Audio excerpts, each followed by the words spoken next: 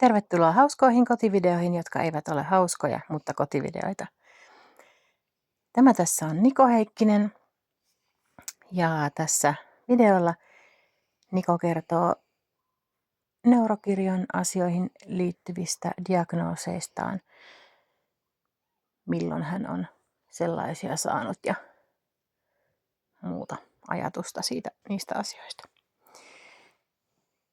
Eli Niko, sait ADHD-diagnoosin aikuisena. Haluatko kertoa siitä diagnosointimeiningistä ja ADHDstasi jotain? No, tähän niin kuin tutkittiin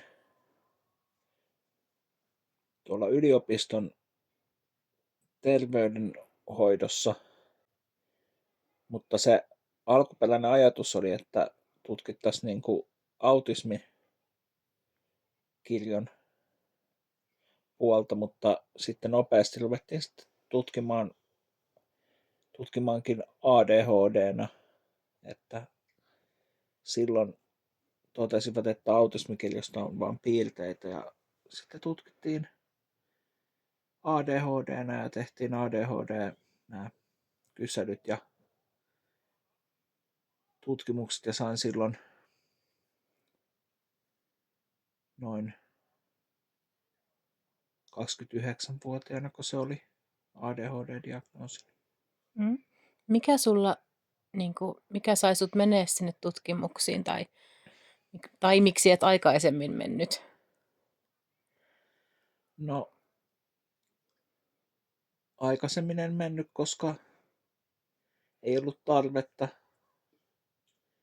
tai en kokenut semmoista tarvetta. Ehkä olisi ollutkin tarvetta, koska jäi kuitenkin esimerkiksi koulut kesken ja semmoista,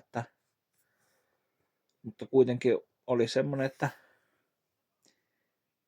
pärjäsin riittävän hyvin monessa asiassa, niin sitten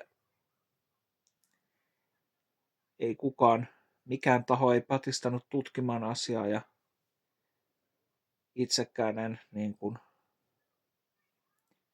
ollut sillä tavalla tietoinen tai näin. Tai sanotaan, että olin hetkellisesti tietoinen 18-vuotiaana vai 17-vuotiaana, kun tein ADHD-testit ja sain tosi paljon pisteitä, kun jollain toisella oli kuulin ekaa kertaa semmoista diagnoosista, mutta sitten mä unohdin koko asian, mikä sinänsä kuuluu asiaan. Mites sulla oli vähän erikoinen toi peruskoulun jälkeinen kouluvalinta. Mitä luulet, onko se vaikuttanut tähän sun pärjäämiseen ilman sitä diagnoosia ja lääkitystä ja näin silloin nuorena? Joo, eli mä olin lukiossa Päivärän kansanopiston matematiikkalinjalla sisäoppilaitoksessa. Ja siellä oli, no varsinkin silloin, niin aika paljon,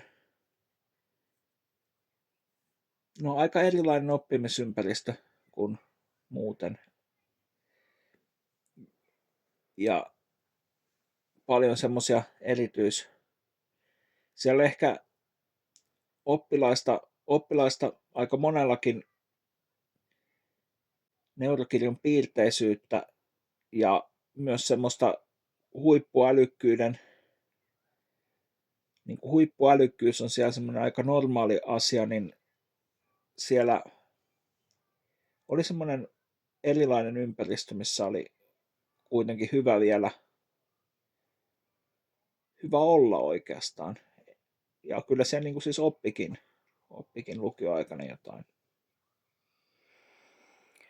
Sulla on paljon ikäviä kokemuksia lapsuudessa ja myös koulumeiningeissä peruskoulussa. Mä ajattelin, että mä haastattelen sua niistä erikseen jossain vaiheessa. Mutta miten tämä autismikirjo sitten? Sulla on nyt myös autismikirjon diagnoosi. Ja silloin kun sitä tutkittiin, niin todettiin, että on vain piirteitä eikä kuitenkaan diagnoosiksi asti.